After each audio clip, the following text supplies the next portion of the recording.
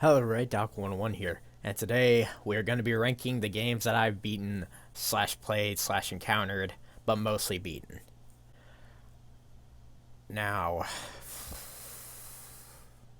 yeah, that's about it. Started picking up steam and then kind of died. Alright, let's get into it. Uh, First one, Getting Over It. Getting Over It was the first game I ever played on the channel, and the first game I ever beat as well. It was the rage back in 2019, which I was a bit late to that party then. Well, the channel more so, but pretty much it was an experience that, because keep in mind, I had played this game before, I had beaten it before, and I was like, what if I were to just play this on YouTube, and did it. And I got a pretty decent time at it. Now I know there's people that probably could do it in like a minute or 3 minutes, and how, I don't know. But managed to do it in 26. Wasn't the best video because I was using Apple earbuds as a microphone, which, if you listen, it sucks. And when I tried giving a life lesson at the end of that video, it got overpowered by the freaking music when the credits rolled. But as a game, it was, I want to say a C. I'm gonna go with that. Next one, Undertale. Damn it!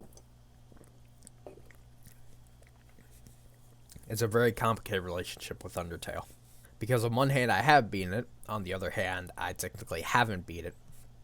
Nor do I think I'm going to try again. I know I said I was going to, but I dedicated a whole video and a live stream to it, and it just wasn't going to give. I know Jacksepticeye did it. I know a bunch of other people have done it. I just don't think I'm the kind of guy to do it. But from what I have played and what I have beaten of it, it is a great story, great just overall nostalgia with the style of it. And just with the mechanics and everything, it's a pretty awesome game. So I'm going to go ahead and give that an A. Right there. Alright, There Is No Game. They made a full game of it. I did download it on my phone, and that, again, this was back in the days of the channel where I would be only playing phone games. So, and I also played this on phone, but I remember playing this on the computer at one point, and both ways, it was the same game, nothing changed about it, and it was immensely entertaining, especially for a game jam game. And I think it was just well done, and it was short, and kept your attention. So for this one, I'm going to give a B. Oh gosh, Papers, Please. Now, this game is a great, I guess, simulator game. It's a document thriller, or at least that's what it says here. And on Steam, I got a lot of these images off Steam. But Papers, Please, it was very crucial to detail and very critical of just precision. That being said, it was all right. It was good. It was entertaining, and again, it was one of those trends like that I saw on YouTube, and decided to jump on very late in the game. But it was entertaining, and then but I only seemed to get one ending, and that, I think, was probably the most difficult. Well, I think that's kind of what made it a little not worth the while. So for this one, I'm going to give it, sadly, a D, I think. Hey there, buddy. How you doing? Endicopia. Endicopia, and if I heard correctly, what's the matter, bud? If I heard correctly, Endicopia is going to be getting a full release in Q4. So that should be interesting to see. That should be entertaining. But pretty much, from what I played of it, it is great. It is very out of the box thinking, as it has been said on its itch.io page, and I possibly Steam, because now they have a Steam page. Again, great news. Congratulations to the developer for getting a full release in the works. But from what I played of it, it's the first game that ever needed, like, and 3 Scary Games to ever need a part 2 for its own thing. And for that, it was entertaining. It was very well thought out, very surreal. It gave off a very, like, if you walked into a public library and you started playing on one of those computers, that's the feel you got from it. So for that, I'm gonna say probably A rank again, or B rank. I'm gonna do that. Tabs. Oh.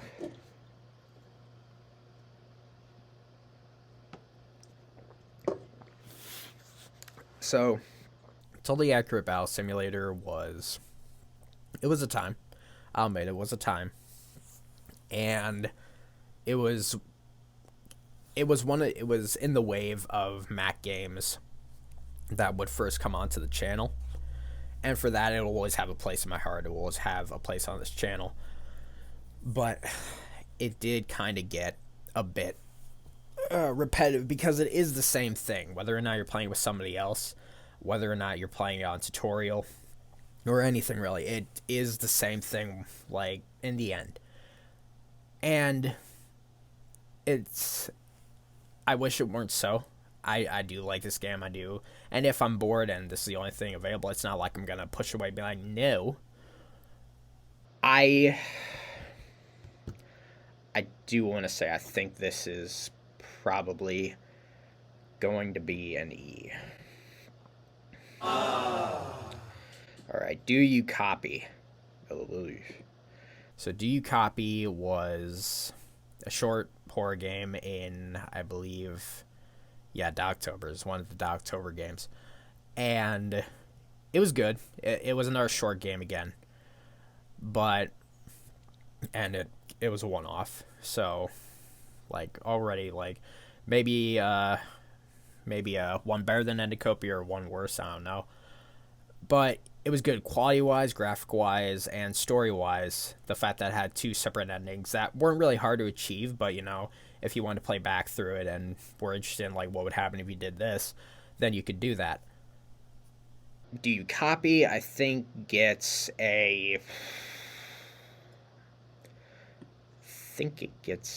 another B. I'm going to be honest. A lot of indie games, I'm noticing. Alright, Bendy. Oh, gosh. Bendy and the Ink Machine. Okay, so another October game. Bendy and the Ink Machine was... It kind of got... And even though, like, we all know, like, the story behind it, it is... Like, once you play past what was being recorded on YouTube and what you saw on YouTube, it kind of gets into the, okay, what the hell is happening territory. That's the one bad thing about it. Did I start off October with it? Yes. It's a good game, yes. But to me, it's a good game, not a good game. So for that, I'm going to give it a D. Alright, Sonic the Hedgehog. I think from what I played on Sonic Origins Plus, Sonic the Hedgehog, they screwed it up big time. I'm not saying they screwed up the game. That I'm not going to, like, judge this game based on what I'm about to say. But why they decided to put in the spin move in the first game for Sonic Origins Plus, I don't like it. In fact, I think I hate it. Because it takes away the glamour of the first game. Because honestly, when you get into Sonic the Hedgehog 2, you get that move. in the first one, it's kind of nice not having it because because there's something to build off of from the first game. There's like things that can, like there's an upgrade to be made from the first game that is already good in its own right. It didn't need that because you could beat it. At least I'm almost entirely sure you could because I've done it. But that being said, and the gameplay, I'm gonna go ahead and give that A. Mortal Kombat X. That was another good one, but very little to be said about it. Mortal Kombat X was one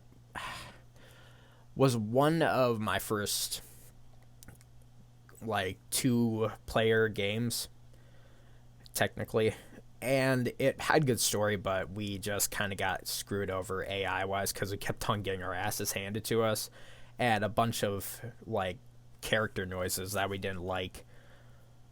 But other than that, it was good. So good, not great. So I'm gonna give it a C. Assessment examination. I don't want to say this was October. I think this was last Halloween. So, assessment examination was good. Oh gosh, I'm saying a lot of these are good. I'm sorry. It was my first analog horror game. I will say right now, it was my first analog horror game, and it was fascinating for my first time.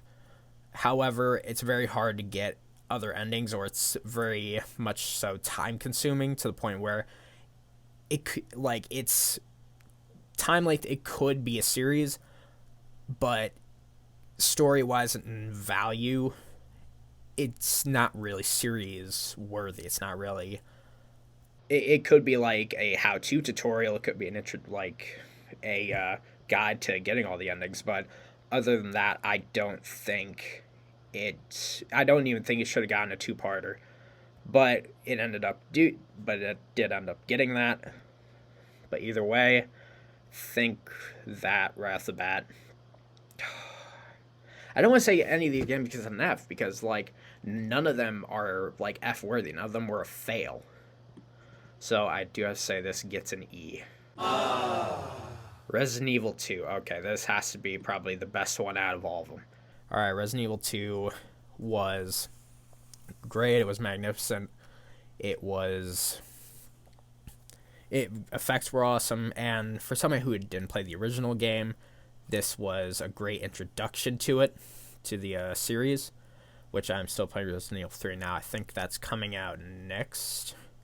It's coming out either next week or the week after. But either way, like, I loved playing this game. And just the finale of it, the conclusion to it was worth all of the stress, anxiety, and just fear of it. So that, I say, is an S rank. Now, Doki Doki Literature.